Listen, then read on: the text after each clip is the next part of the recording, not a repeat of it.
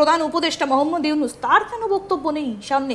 তিনি কেন কিছু বলছেন না? কারণ এইভাবে সাধারণ মানুষের উপর নির্বিচারে এইভাবে গুলি চালানো হলো, কত মানুষ জানে শেষ হয়ে গেছেন। আপনি যেটা বলছেন যে সংখ্যাটা গোপন করা হচ্ছে বাংলাদেশের তরফ থেকে, তিনি কেন কিছু বলছেন না? উনি ক্যাস্ট প্যারেট, ওরা তোতা, ওটা পিঞ্জরার মধ্যে একটা তোতা আছেন, উনিও বলেছেন। ওনার অফিস থেকে একটা স্টেটমেন্ট এসছে, বাট ওই স্টেটমেন্টগুলো কি বলছে জানেন? ওই স্টেটমেন্টগুলো আওয়ামী লীগের উপরে চাপ দিয়ে দিয়েছে। আরে বাবা, আওয়ামী লীগ নেই, ওরা তো বাংলাদেশি সিটিজেন, ওদের লাইফ প্রোটেকশন করার দায়িত্ব ইন্টারিম গভর্নমেন্টে। এরা পিসফুল এজিটেশন ছিল। কোথায় আছে হাতিয়ার? কোথায় থেকে ওদিক দিয়ে কোন গুলি ছড়েছে? আপনার পুলিশ কোথায় ছিল আমি জানি। এক বছরে এটা কি আপনি বলছেন যে এটা পূর্ব পরিকল্পিত? Absolutely, by directed. পিছনে তাহলে কে? এই ডাইরেক্টেড ডিপ স্টেট আগে ছিল আমেরিকা, সরে পড়েছে, এখন চায়না ঢুকে পড়েছে, পাকিস্তান ঢুকে পড়েছে, তুরস্ক ঢুকে পড়েছে।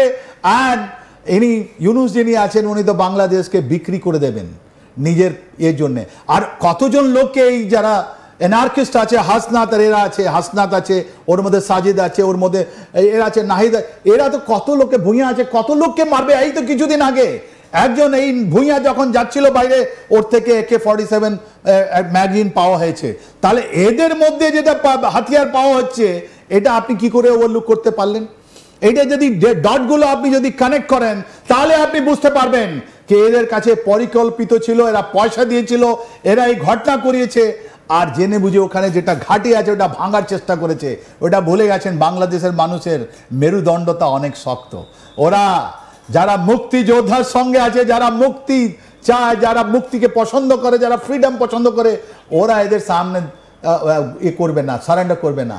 তাই জন্য গতকাল আপনি দেখলেন এত লোকের প্রাণ গেল, এত লোকের কান্না, এতগুলোর আমরা সকাল থেকে এটা দেখছি। এটা খুব নিন্দনীয়, এটা খুব দুঃখিত ব্যাপার।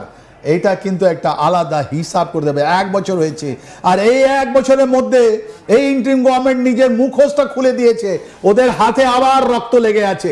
এই রক্তটা আপনার আবার ওয়াকারুজ্জামানের হাত পর্যন্ত গিয়ে পৌঁছেছে। তাহলে অ্যাবসলিউটলি ওয়াকারুজ্জামান তো আপনার যেরকম, আমি তো বলছি এটা, ওয়াকারুজ্জামান একটা হাই স্ট্যান্ডিং নিয়েছিলেন। ওয়াকারুজ্জামান একটা যেরকম কথা বলেছেন 3-4টে পয়েন্টে, অনেকগুলো হাই পয়েন্ট নিয়েছিলেন, কিন্তু ওনার কথা কিছু করারই নেই। এই পয়েন্ট कि ওদের কিছু করারই নেই, ওনার কেউ শুনছে না। বাংলাদেশ আর্মি ফ্র্যাগমেন্টেড, নেভি আলাদা, এয়ারফোর্স তো নিউট্রাল, অনেক প্রফেশনাল লোক আছে, ওরা একদম আলাদা আছে, ওদের সব ঝঞ্ঝটে নেই। তাহলে ওয়াকারুজ্জামানের টাইম এসে গেছে, he should say good bye. তাই জন্য উনি টেকনাফ নিয়ে গেছেন। কোথায় যাবে? লক্ষ্য কি ভারত নাকি অন্য কোনো? এনাকে আর কোনো কান্ট্রি নেব কি? ইনি তো একদিন দেখবেন ওয়াকারুজ্জামান, আপনি দেখবেন এটা ইন্ডিয়াতে বসে, নাহলে পাকিস্তানও এনাকে নেবে না, আমেরিকা আর ইংল্যান্ড এনাকে নেবে না। তাহলে যাবেন কোথায়? ইনি যাবেন মালদ্বীপ যেতে পারেন, আর কোথায় যাবেন? ইনি লন্ডনও যেতে পারবেন না, কোনো জায়গায় আসার জন্য রাস্তা বন্ধ আছে। ইনি যে প্রাইম মিনিস্টার শেখ হাসিনা আমাদের সঙ্গে যা করলেন, ওর ফলটা এখন উনি পাচ্ছেন। ইনি যদি গদ্দারি না করতেন, উনি যদি গদ্দারি 5 আগস্ট 2024 যদি গদ্দারি না করতেন, তাহলে আজকে ইনি হিরো হতেন, রাইট? এনাকে বানাবার জন্য এটা আওয়ামী লীগ বানিয়েছিল, এনাকে এয়ারফোর্স আর নেভি চিফকে এরা বানিয়েছিল কি একটা ভালো হবে, একটা বাংলাদেশের একটা নাম হবে। এটা গোপালগঞ্জে যখন গতকালই গোলাগুলি চলছে, তখন কোথায় ওয়াকারুজ্জামান? উনি তো ঢাকায়, উনি ঢাকায়, রাইট, লুকিয়ে আছেন। উনি তো কোনো অর্ডার দেননি। উনি ISPR মারফতে একটা মেসেজ পাঠিয়ে দিলেন কি ওখানে ঢিল ছড়া হয়েছিল আর আমরা সেলফ ডিফেন্সে ফায়ারিং হয়েছে। আরে সেলফ ডিফেন্স কোথায় বাবা? এটা তো পুলিশ অ্যাকশন আছে। এখানে গালাগালি, আপনি রাত্রিবেলা যদি আপনাদের কাছে যদি ভিডিও থাকে আপনি চালান, রাত্রিবেলা ওখানে 144 লাগিয়ে ওখানে বাংলাদেশের একটা কারফিউ লাগে গোপালগঞ্জে, প্রত্যেকটা বাড়ি গিয়ে হানা গালাগালি দিয়ে প্রত্যেকটা ইয়াং ছেলেকে বার করা, বলে এই তুই বল কোথায় কি আছে। এটা কি এটা কোন দেশে আছে? এটা অকুপাইড আর্মি, এটা অকুপাইড স্টেট, এটা 1971 রিটার্ন, মার্চ 1971 যেরকম পাকিস্তান, এর মধ্যে বাংলাদেশ আর্মি আর পাকিস্তান আর্মির মধ্যে কোনো আর তাফাত নেই। এখন বাংলাদেশ আর্মি এদেরকে, বাংলাদেশের লোক এই বাংলাদেশ আর্মি চিফকে জিজ্ঞেস করবে কি তুমি কি করলে, তোমার কি পজিশন আছে। ইনি নিজে বুঝতে পেরেছেন, তাই জন্য কোনো সময় ইনি বিএনপির সঙ্গে ছিলেন, কোনো সময় জামাতে আমিরকে নিজের বাড়িতে ঢুকেছেন।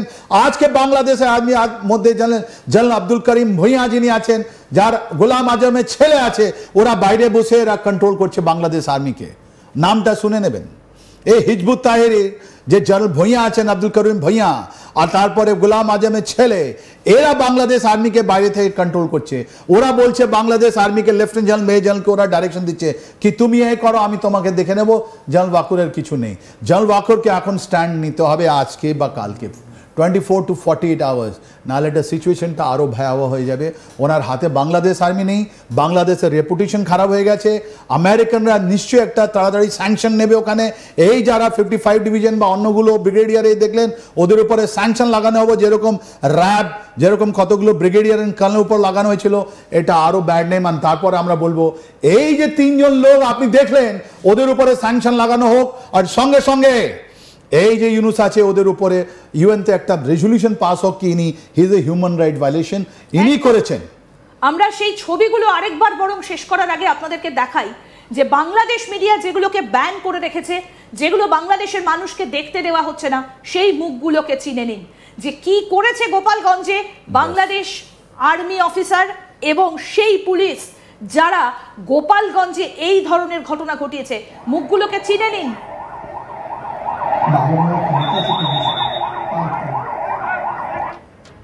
এই যে দেখুন, এই পুলিশ আজাদ, এর নাম হচ্ছে আজাদ।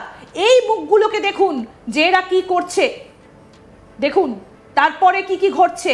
এবং একই সঙ্গে ডাক্তার বাবর, তার পেছনে লাঠি উঁচিয়ে তেড়ে যাওয়া সেই যে আর্মি অফিসাররা, দেখুন সেই মুখগুলো আজকে আপনাদের সামনে আমরা তুলে ধরলাম, যেগুলো বাংলাদেশের মানুষকে দেখতে দেওয়া হচ্ছে না যে আসলে কি ঘটছে এই মুহূর্তের। যেটা সব থেকে বড় আপডেট, এই যে বাংলাদেশের আর্মি অফিসারদের কাণ্ড দেখুন, তারা কি করছেন। এবং যে মানুষটিকে এইভাবে যার দিকে লাঠি উঁচিয়ে তেড়ে যাওয়া হচ্ছে, তার হাতে তো কোনো অস্ত্র নেই, এইভাবে কেন লাঠি উঁচিয়ে তার দিকে যাবে, এই প্রশ্নগুলো উঠে আসছে। কিংবা সেই যে আর্মির তরফ থেকে যেখানে গুলি করা হচ্ছে, দেখুন সাধারণ মানুষের দিকে তাক করা হচ্ছে এবং গুলি ছোড়া হচ্ছে। এই ছবিগুলো দেখুন, ভাবতে পারছেন কি ধরনের ঘটনা বাংলাদেশের ভেতরে ঘটছে এবং বাংলাদেশের মানুষকে জানতে দেওয়া হচ্ছে না, ব্যান করে রাখা হয়েছে। সেই সমস্ত এক্সক্লুসিভ ভিডিও এবং তাদের মুখগুলো আমরা তুলে ধরলাম, আজ তাক বাংলা তুলে ধরলো। দেখুন বাংলাদেশের মানুষ কি হচ্ছে এবং কোন ছবিগুলো আপনাদের দেখতে দেওয়া হচ্ছে না। দেখুন, আমি আরেকবার দেখাতে বলবো সেই ছবিটা, যে কিভাবে গুলি ছোড়া হচ্ছে এবং খোল পড়ে রয়েছে রাস্তার উপর। দেখুন দেখুন বাংলাদেশ আর্মি সাধারণ মানুষকে তাক করে গুলি করছে। টুঙ্গিপাড়ার ছবি এটা, দেখুন কি পরিস্থিতি। এক্সক্লুসিভলি দেখুন, এক্সক্লুসিভ সেই ছবি আপনাদেরকে আমরা দেখাচ্ছি।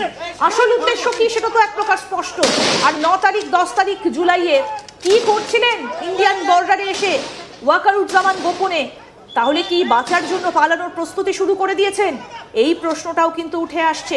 আর এই মুহূর্তে দাঁড়িয়ে সব থেকে যেটা বড় আপডেট আমাদের সামনে তুলে ধরলেন ডিফেন্স বিশ্লেষক আর কে শ্রীবাস্তব, যে বাংলাদেশ আর্মি কিন্তু এই মুহূর্তে একেবারে আড়াআড়ি ভাগে ভাগ হয়ে গিয়েছে।